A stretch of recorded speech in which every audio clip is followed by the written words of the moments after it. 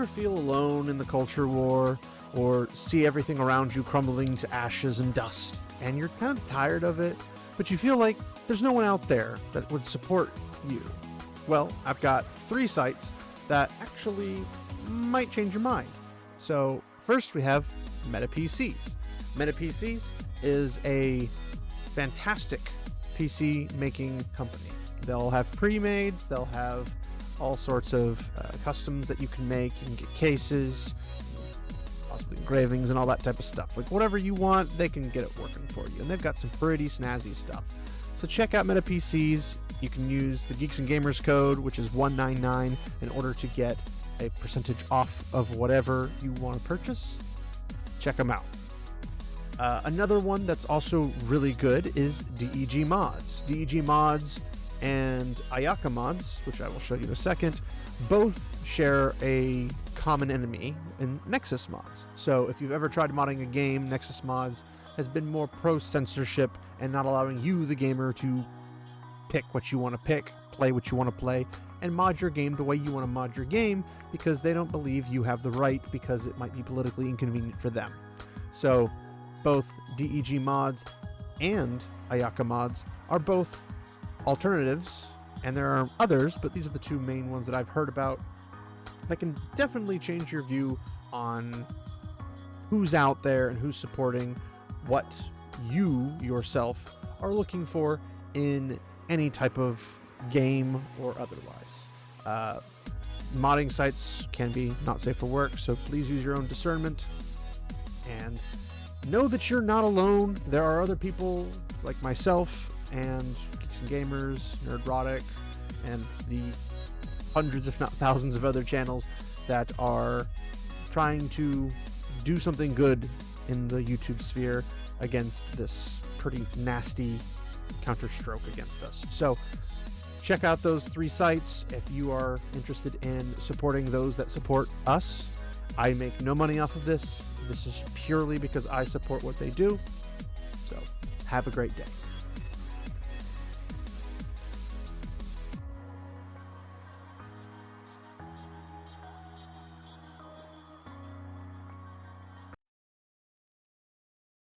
Welcome, my friends and enemies. Glad you are here.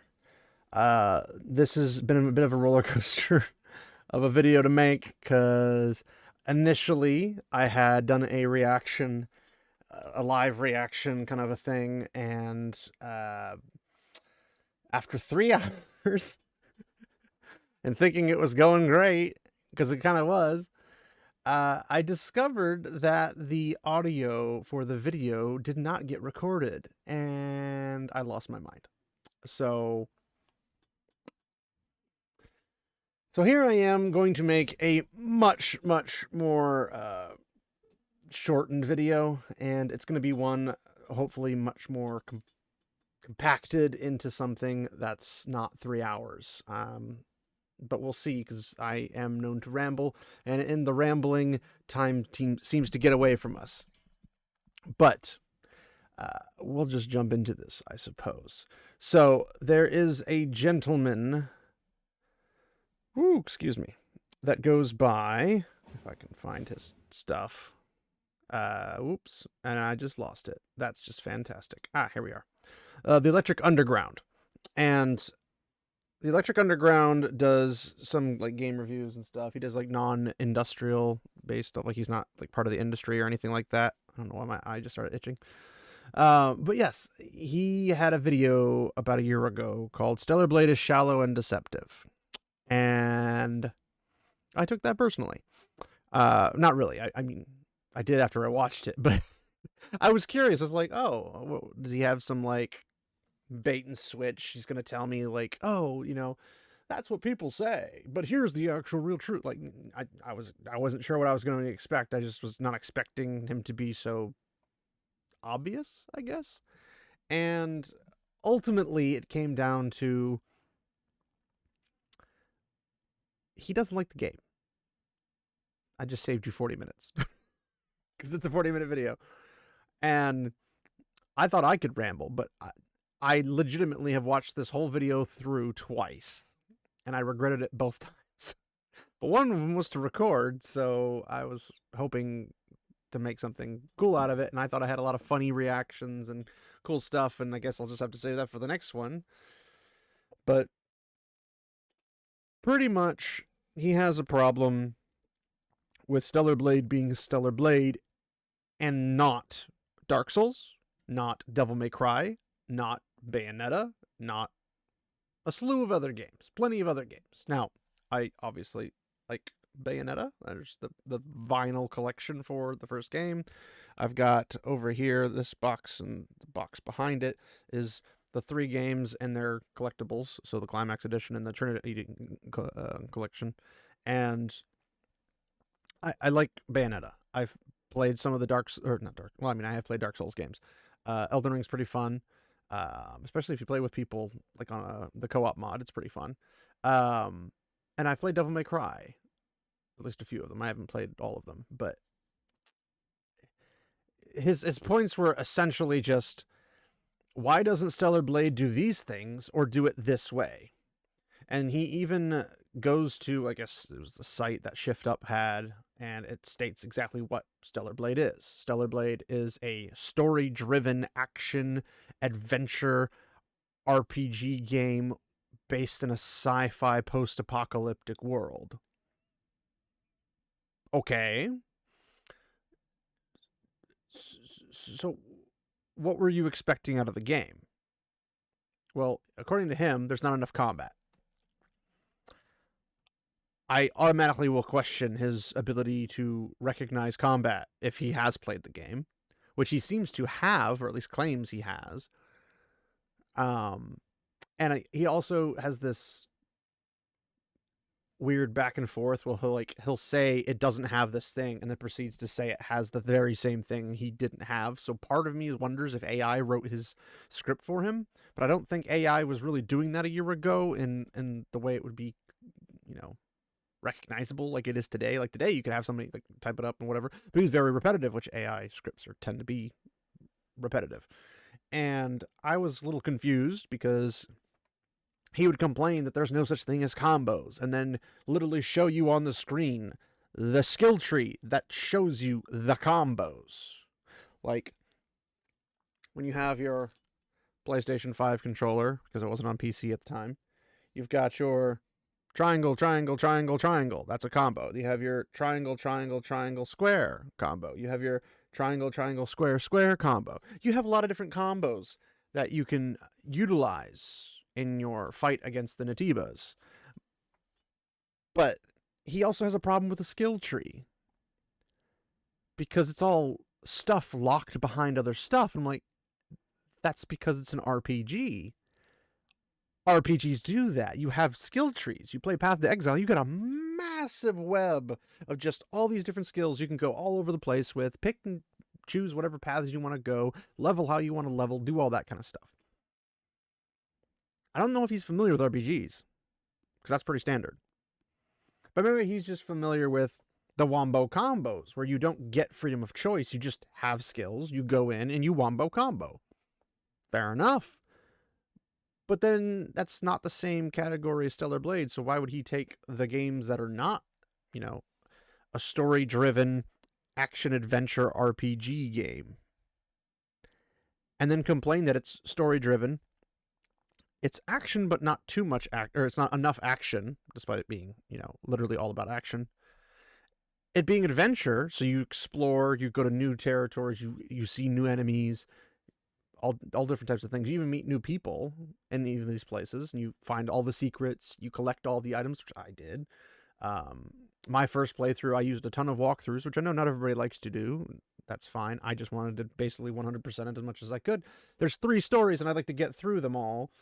And you get stuff when you go through the New Game Plus, your second playthrough, you can go back to places where you found all those other collectibles, and you get, new versions of the outfits, new upgraded exospines, and your combat gear stuff. Like, you get additional things. So, like, it's beneficial to find everything. But I don't want to spend 600 hours finding something that I can spend 40 hours doing, right? Like, I want to use my time wisely, because I don't have a whole lot of time, and I have a lot of games to play. So when you have like 1,000 games, and you've got limited time, you don't spend time just doing it blindly. Unless you really invest in the game and you don't really care about the 100%ing aspect, which I do in some games, I don't in others. Stellar Blade is one I wanted to try. And so far I have done it. But in terms of the story-driven aspect, he's like, oh, the cutscenes aren't skippable. I'm like, that's because it's a story. Now, could they be skippable? Could Shift Up have made them skippable? Sure. But if you accidentally hit that skip button and you miss out on it, you can't really go back and get it again. So you've just missed out on a whole bunch of stuff. Now, should the New Game Plus be skippable? Sure. Maybe they are. I haven't tried it really yet.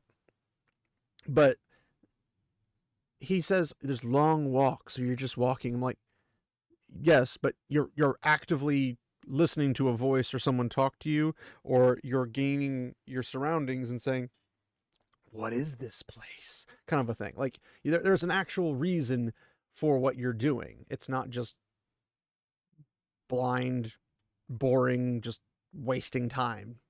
But he thinks it is. He thinks you should be just going to the next thing, beating it up, and just keep going to the next thing, which is ridiculous. So he doesn't like the fact that it's story-driven, despite it saying it's story-driven. And he complains about the cinematics, which are pretty cool. They introduce you. It's not like it just takes its time. The combat, he complains about animation locks, which I complain about because I don't like animation locks. I like games that are fluid. I like games that are flexible. I like games that understand that you may be a human being in a combat scenario, but you're not locked. Like, you can still move. Like, examples would be if you have a giant claymore and you take a fighting stance and you go to swing, even in your swing, you can still shift your feet and move your stance to be out of the way of somebody else's attack. Like, you can do that. They don't do that in games. Maybe for a reason. I don't know. I'm not a developer. I don't go that far into it. But it does annoy me because I like the realism of things, at least in the mechanics, not necessarily in the story. I said this about Gears of War when it came out. I love the Gears of War play style because it's realistic. They're like, there's no locust in the earth. There's no worms that sink entire cities. There's no special combat robot like that. And it's like, you're not understanding. Realism does not have to include the story. The SWAT mechanics of going from a door to a door or rushing to cover or blind firing or going up and aiming accurately, there's a lot of mechanics that make logical sense in a realistic form without the story having to abide to a normal modern world or a historical world. It doesn't need that. So I reject those kind of thought processes because that's a terrible idea.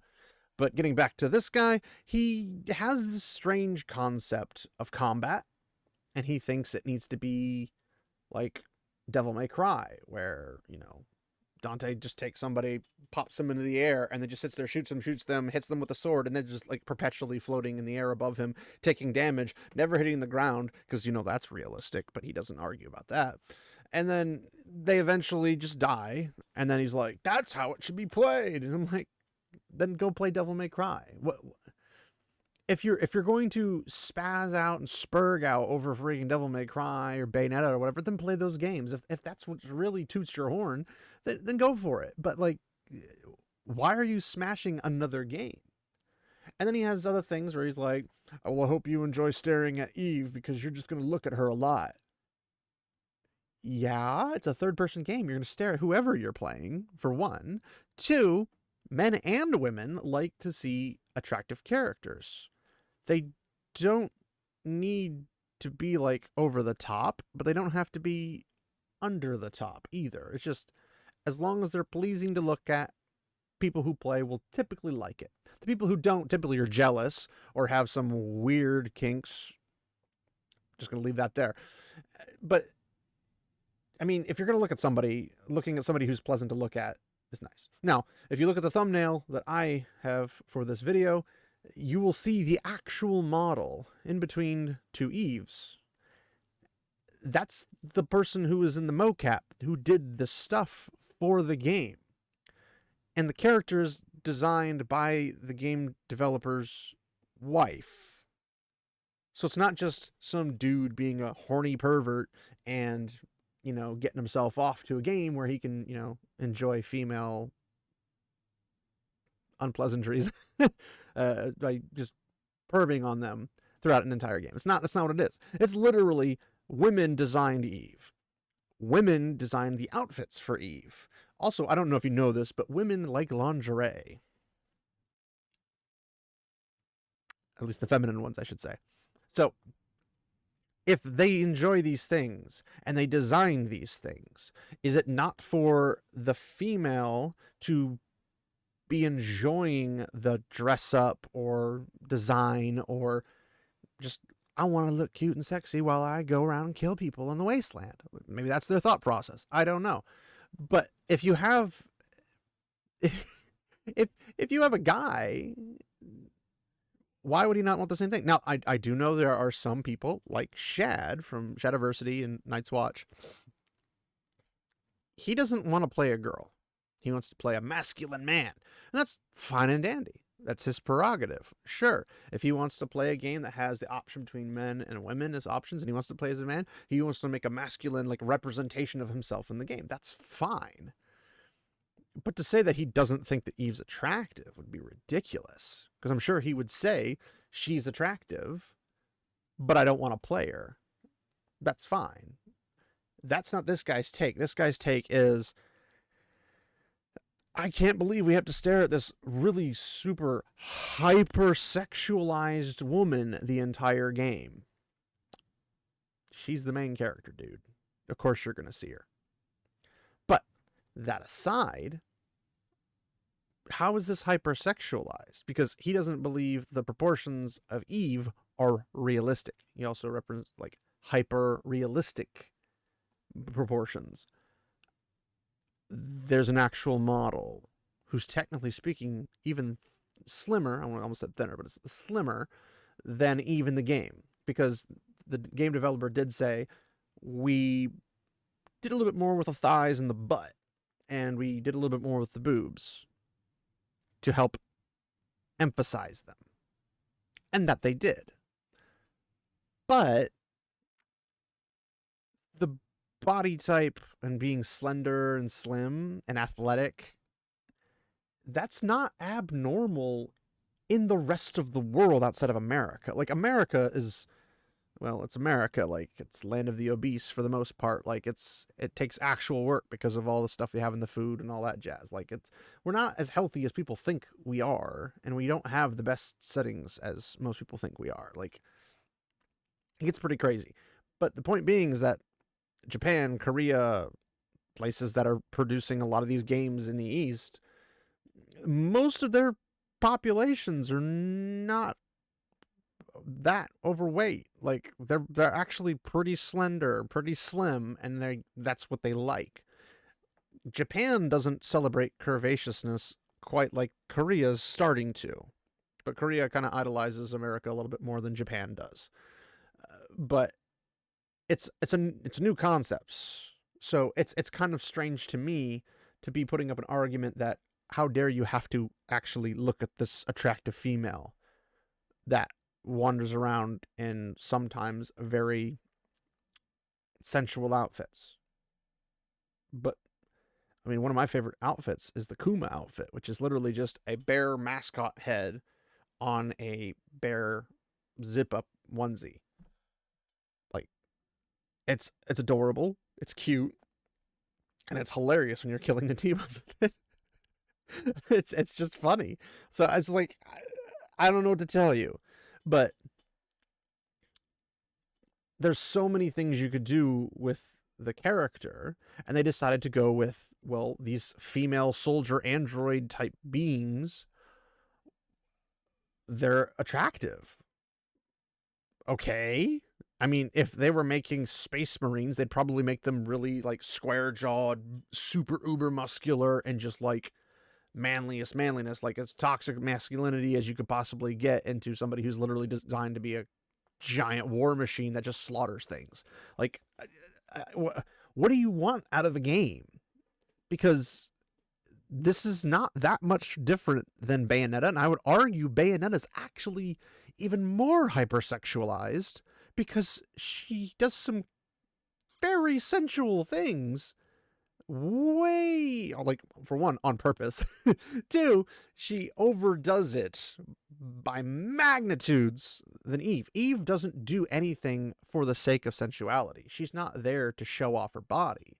She's just there to behave. And when she goes down or up a ladder, she's going up and down a ladder. What happens is that her body just shows itself off because camera angles, tight clothes she's wearing or whatever.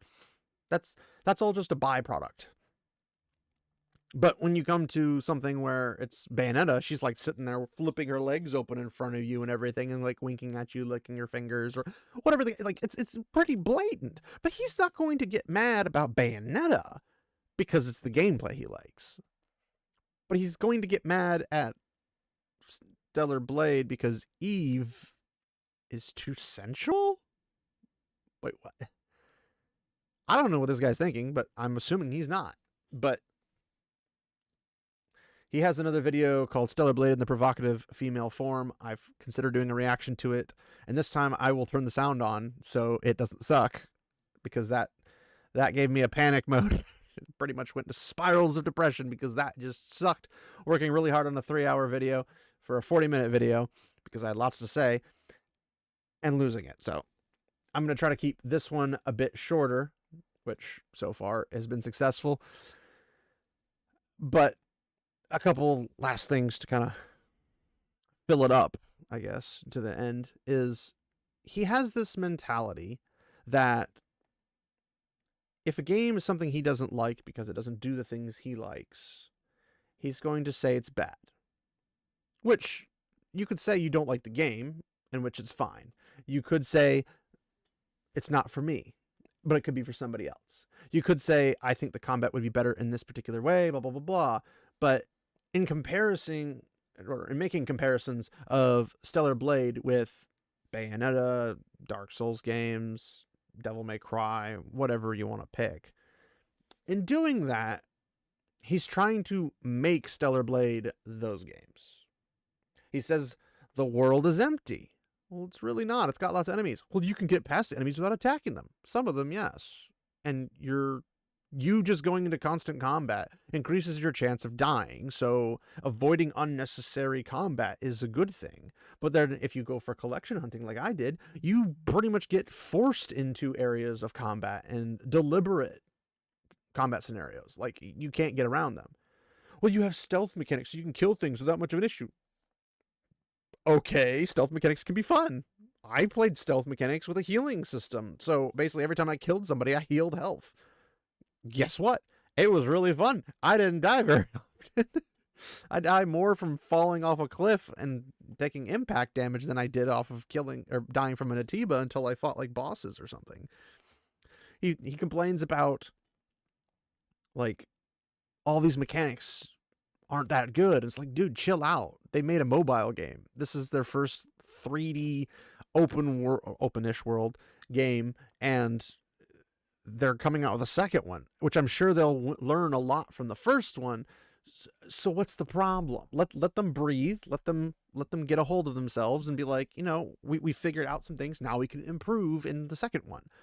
That's what we should all hope for. But he doesn't hope for this, at least verbally in the video. What he does is that he does want them to basically collapse to his demands immediately. And he just wants to, I don't know, like,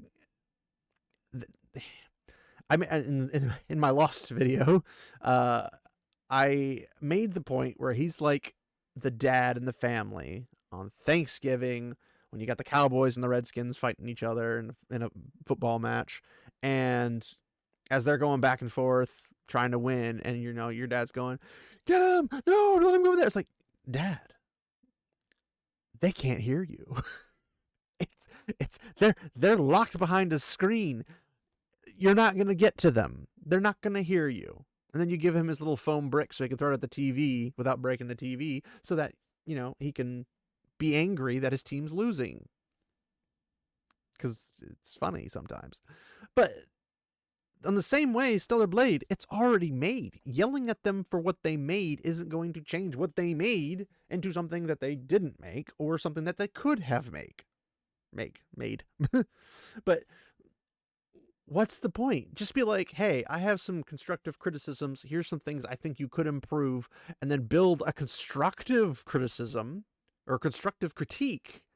He doesn't do that. He just gets really angry about it and just says, it's a scam. Modern game design, it's a scam of empty engagement. And he gets really upset about going around, finding a passcode on a dead body, going over to a door, and punching in the code. Oh, but there's a hint button that'll tell you what you need to put in so you can go put it in. Why is this in the game? It's an adventure game. You explore. But that's what you do. And it can be fun to have to solve puzzles, because then you have to check around. Be like, oh, there's a door here with a lock. There must be a key. Well, it could be hypothetically on the other side, but it could be on this side too. Oh, look, I found a dead body and had a key on it. Click, open the door, boom, you progress in the story. This is basic game design. This isn't new, but he's like, it's not innovative. It doesn't just let me open doors. Like, you need to lay off the Capcom games, because their ease of play is really burning your brain, apparently. Because a term I used a lot in the video that I was making, the 3-hour video, was TikTok brain rot.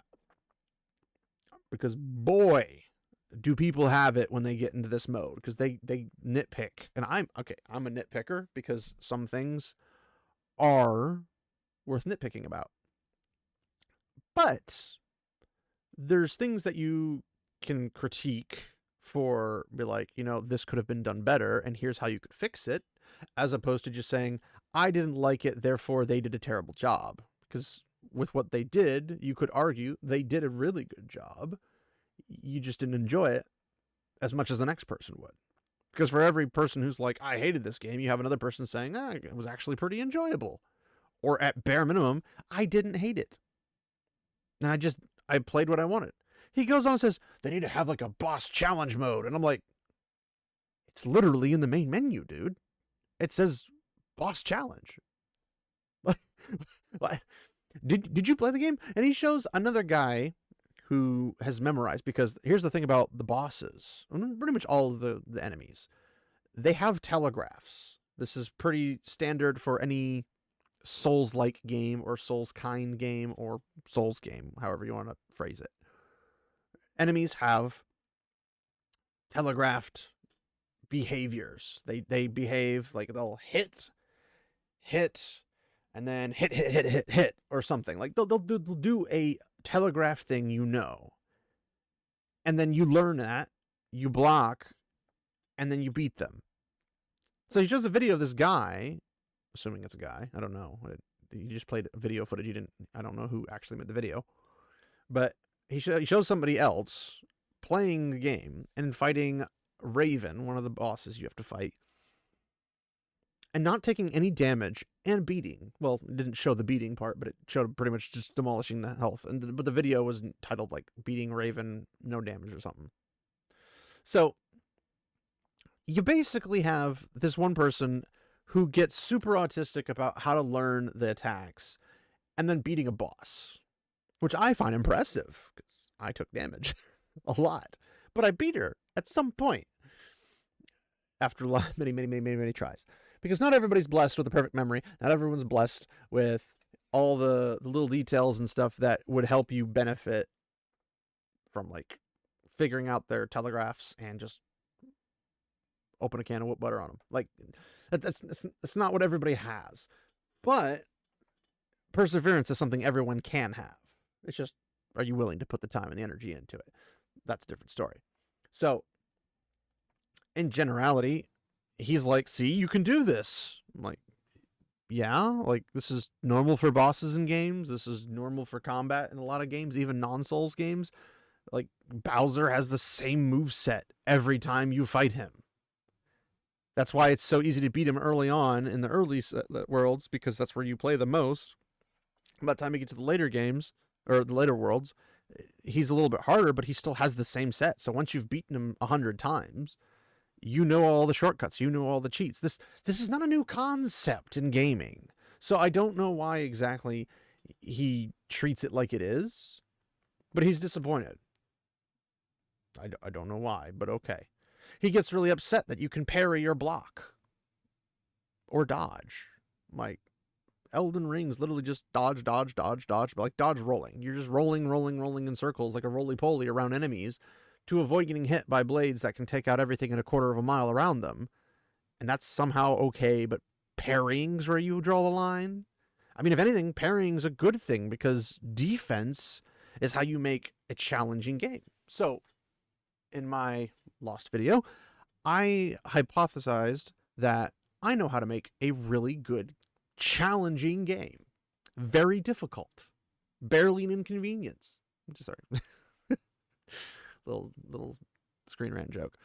But basically, if you want to have a real difficult game, and if there are any game devs out here, please use this in your games because it'll make a really fun game and very challenging and make a lot of people very upset because they'll have problems with beating it. They'll struggle. It'll actually be difficult.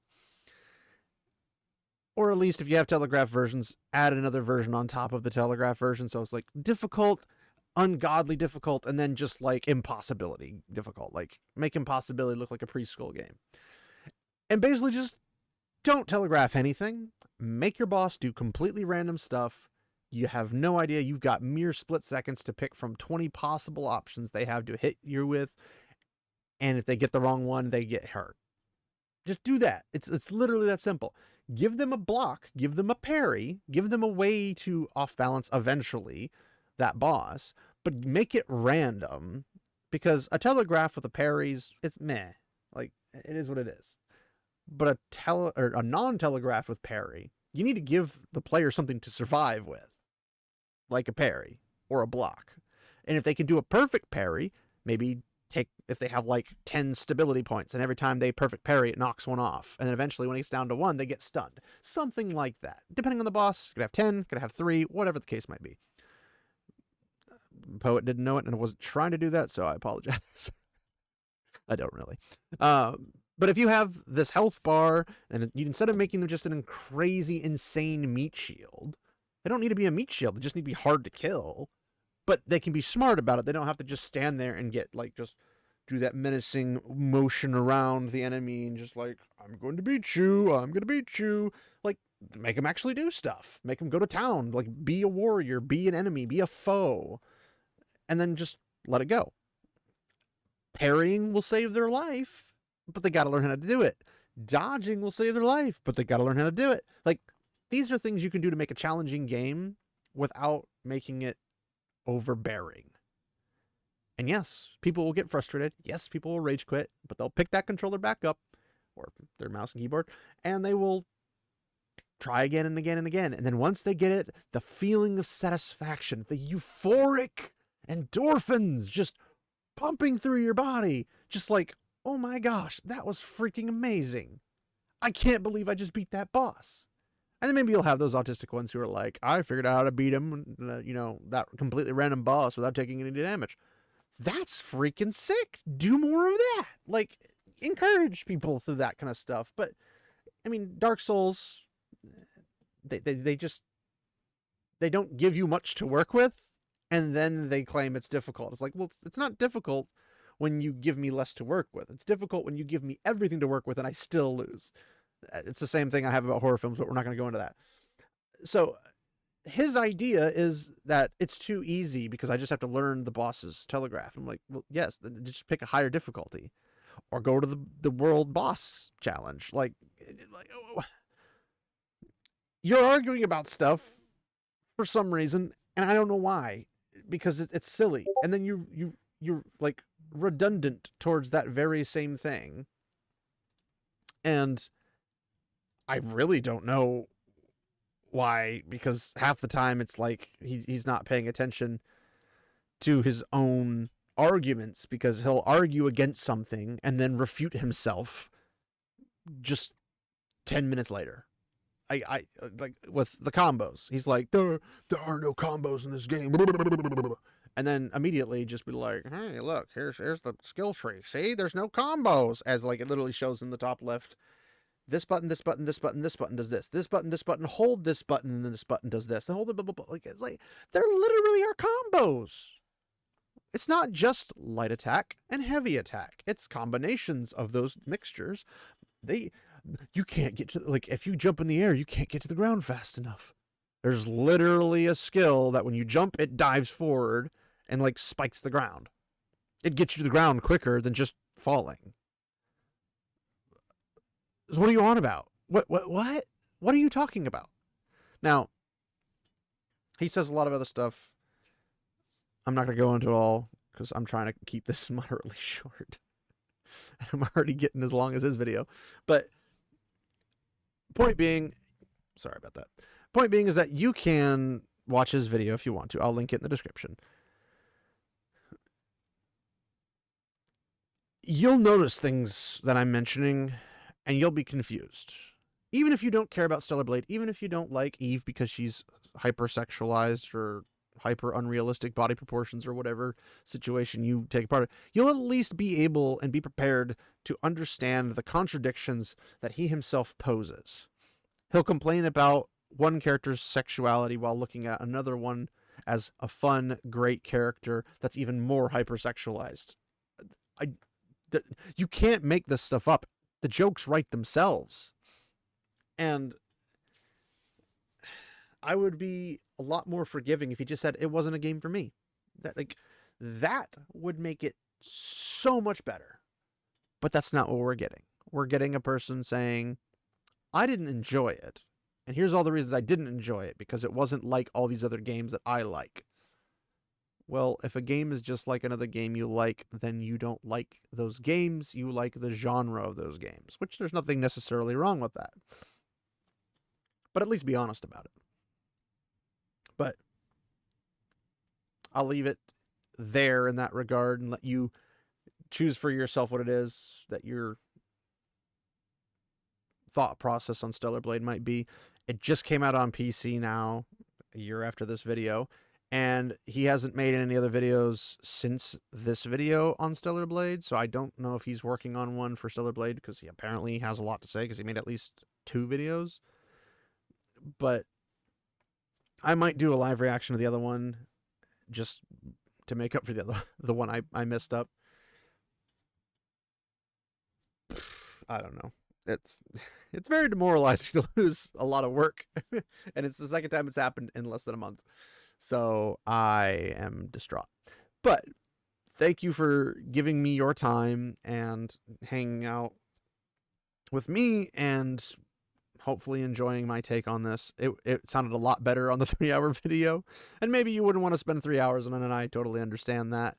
And I just appreciate you being here for this, as it's not 3 hours long, and I try to keep things a lot more compact than it was going to be if I was to just redo it again.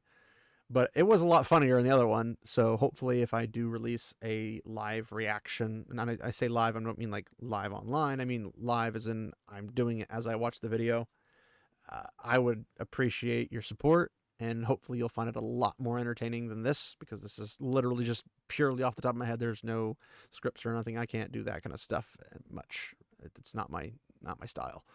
But I would like to shout out a couple channels. If you do enjoy this kind of content, well, thanks. Stick around, subscribe, like, comment, subscribe, all that fun stuff. Comment good, comment bad, doesn't matter. Like, dislike, doesn't matter. I just appreciate you being here, and if you could share the video with somebody that you think might be interested in the topic, I'd be thrilled and very appreciative of it. But if you are some other content creators that you like in this kind of sphere of YouTube, but you want different topics, Crimson Law has a great channel for anime, and he does live streams every Saturday, usually in the evening/night, and he covers animes for the week. So if you are in anime, it's a great place for you to go and check out what his thoughts are for per episodes.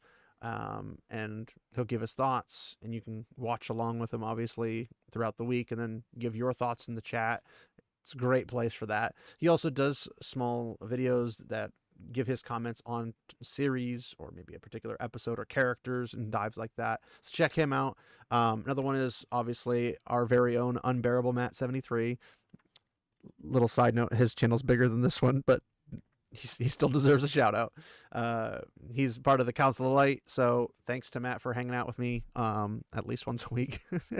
And his channel, he does things with wrestling, he does things with movie reviews, he goes on to other channels that he promotes himself, and they talk about movies, they'll talk about some like philosophical stuff and different things like that. So he's a great guy, he makes fun content. So if that's kind of your shindig, go for that as well.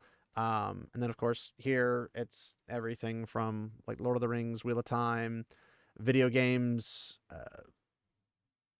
philosophy is kind of a big one, but it's more like cultural philosophy. Maybe movies, stuff like that, like TV shows. I have opinions. Let's just say I have opinions. I'm here to share them. But if you have any opinions that you want to hear my opinion on, leave a comment, let me know, and I'll take a gander at whatever the topic might be, and maybe we can make a video out of it. But before I go, since I'm really bad at this, I need to express social media. Okay, so Twitter/X, depending on whatever you call it. There's a link in the description to that, and you can come follow me on X/Twitter and just chill and hang out and enjoy, hopefully, posts I make, if I make any, or comments that I make on other people's posts, whatever the case might be. Hopefully you enjoyed there. But the more important one, in my personal humble opinion, is Discord. So in Discord, there's a link in the description again, and we are a very small but slowly growing community of people who like memes, who like games, and who like our topics of our entertainment. And there's not really a limit outside of just not being illegal. And hey, come hang out, let's chat. I do gaming live streams typically on Tuesday nights, and maybe I'll have a chill stream here and there randomly, but I've been playing through Fable 2, and I'd love for you to come by and hang out. That's Tuesday nights, 9 p.m. Central Standard Time, and you can hear about that in the Discord. You can also put in game recommendations that you would like to vote for in terms of me playing next. We have several. I even have a detailed guide on how to download, install, and all that type of stuff for Battlefield Middle-earth, the all-in-one launcher that was made by some YouTube channels and their modding communities for an abandonware. And it's a phenomenal game. They did a phenomenal job making this thing super easy to use, and you can just jump in and play it. Got that in there as well. Lots of cool stuff. I have a list of games that I don't have, games I do have that people want me to play or potentially play, and you can vote for what you think is the one you'd like the most, and just come chill, hang out with people who enjoy each other's company. So, thanks everybody for hanging out, and remember, my friends, walk in the light.